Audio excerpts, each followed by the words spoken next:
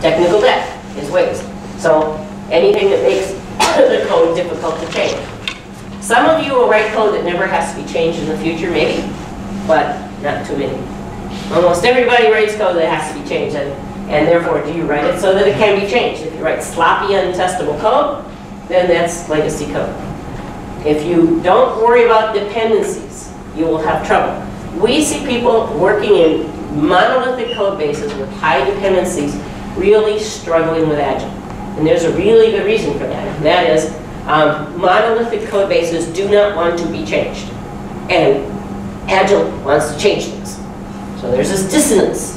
And it won't go away until you figure out how to deal with that architecture. And then this whole concept of branching. Because branching is expensive in many different ways. And the longer two branches, I mean, you know, the longer two branches of code are apart, the harder they will be to merge, right? Anybody disagree? That's pretty obvious. And yet, we don't go merging our code as early and frequently as we possibly can because, well, it seems a little bit difficult. And so we don't do that. We need to figure out how to merge early and often. That's pretty much not just continuous integration at the application level, but all the way up through to the system. And defects are waste. So I'll just make a bold statement. I don't care if you go to the waterfall method or any other method of developing software over the last, well, I don't know, 50 years. Every single one had a single goal. Even when Barry Bowen published the article on the waterfall method, he said, what you're trying to do is find and fix defects early in development, not late. Because if you fix them early, then they'll be much less expensive to fix than late. Okay? Now, the problem is, the waterfall method had this thing at the end called testing. And that thing at the end called testing got to be bigger and bigger and bigger until somehow testing starts to dominate our development time. For some reason. Probably because testing's manual, system integration is difficult, we got to do user acceptance testing and all of that stuff. And so if you take a look at a release cycle, there's a release cycle. Over a release cycle, what percentage of the time do you and your organization spend doing this thing called hardening, system test, UAT, all those kinds of things before customers really get value? Anybody? Take a stab at it.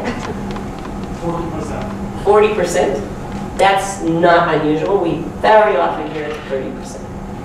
This is just amazing because every software development process, I don't care if it was the waterfall process or any other one, is meant not to do this to us.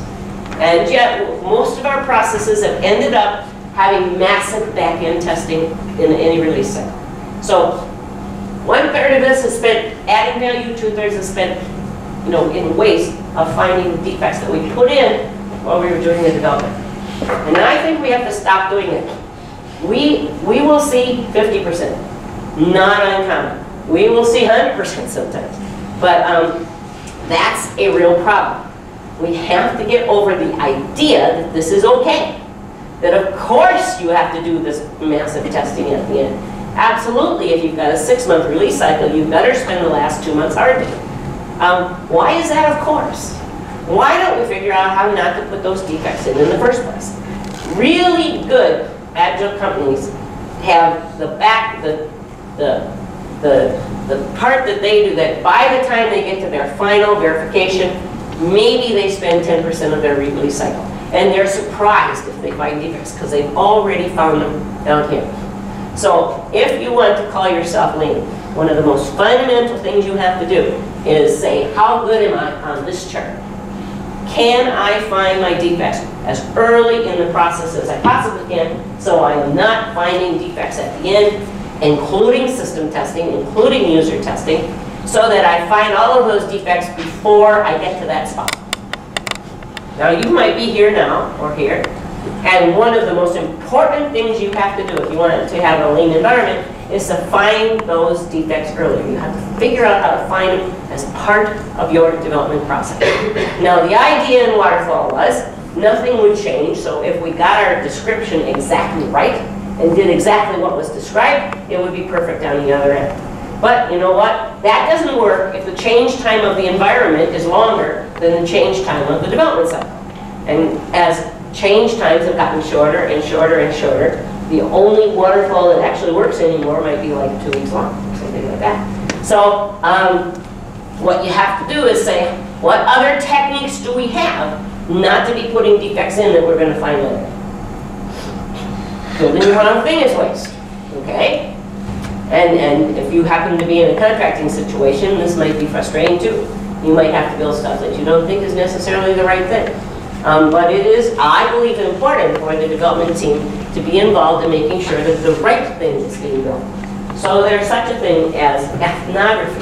That means people on the development team and people on a whole team looking at the whole system that's going to be done actually look at the people who are going to use their system and figure out what they want, what's important to them, what stresses them out, and then gets together and comes up with some ideas about how are we going to solve those problems that we see.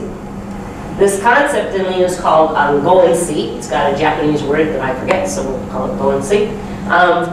What the real customer problem is. Not what somebody told you it is. Not a list that you happen to get from a product owner, but what is the real problem? Developers should talk directly with customers if at all possible. They should ask questions. They should model and discuss ideas, both before and while they're developing a product. And if you can't do that, then how can you substitute and do something close? So you match your mental model with the people who are going to use your software. In this case, I'm not convinced that intermediaries work. So for example, Intuit, this is an American company that does financial software, so you'll never see it in Europe because we have a whole different financial system. But anyway, it has this big red box that they sell to people like me. And when they first started up selling it, they took the whole team, everybody, marketing, development, testing, you name it, and they would go to a store, customer picks up a box, they would follow the customer home, and they would ask questions and watch while they installed that software and saw what the problems were. And it was just amazing. I mean, this was some of the earliest usability testing that was done. It was done by Intuit. And I met a guy in Atlanta just a couple years ago. And he said, oh, I did that. Well, Atlanta's a very long way from California where Intuit is. And I said, wow, you did? He said, yeah, when I was a young developer, I did one of these follow me homes. And it has influenced the way I think about software now for the rest of my life. Because it was such an experience to see a customer struggle with what I thought was obvious. And mess around with a system that was so plain to me. So building the wrong thing is waste. Confusing customers is waste. Knowing what it is that you're building from a customer's perspective is very important. And you need to figure out what does that mean. How can you get inside the head of the people who are going to use and benefit from your software, and the people who are going to support it also. Okay? Any questions on waste? Now we got to the first point. We're a whole hour took for waste, but I'll do the rest of them fast. Okay, so the next one is build quality in, which I sort of already emphasized, but I'll do one more pass at it. A quality process builds quality into the code to begin with. It does not test it in at the end.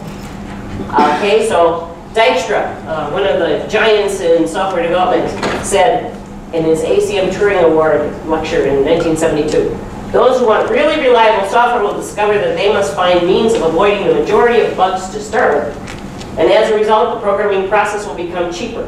If you want more effective programmers, you will discover that they should not waste their time debugging. They should not introduce bugs to start with. What a good idea. And in fact, any team that considers itself a good agile team and doesn't do this isn't scratching the surface of the potential that agile has for you. Because the test-driven development mechanisms, the story testing mechanisms out there, the continuous integration at both the application and system layer have huge potential to let you build quality in. And if that isn't fundamental to your development process, you aren't even close to having an agile process. Quality by construction means you have code that reveals its intention. You have design and code reviews of some sort, whether it's pairing or any other kind, whether it's a committer review. You have immediate, automated testing insofar as it makes sense and you're doing it. And if the tests don't pass, you stop and fix what they show is wrong, which is not so hard because yesterday they passed, today they don't, so it's something you did in the last day. Continuous nested integration means, yes, not just at the application level, but higher and higher as it's practical. Maybe at night you do some, and over the weekend you do some, and stuff like that. And when stuff gets out and into customers' hands, defects actually escape, you should be horrified. And you should say, wow, how did that happen? And how can we keep that from happening again? Now, if thousands of things are escaping, of course you won't do that. But if it's rare, you will.